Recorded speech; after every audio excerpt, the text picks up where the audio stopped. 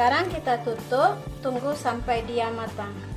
Kita masukkan daun ruku-rukunya agar rasa asam pedasnya lebih terasa wangi dan juga enak. Tunggu dia sampai matang. Asam padeh ikan sisir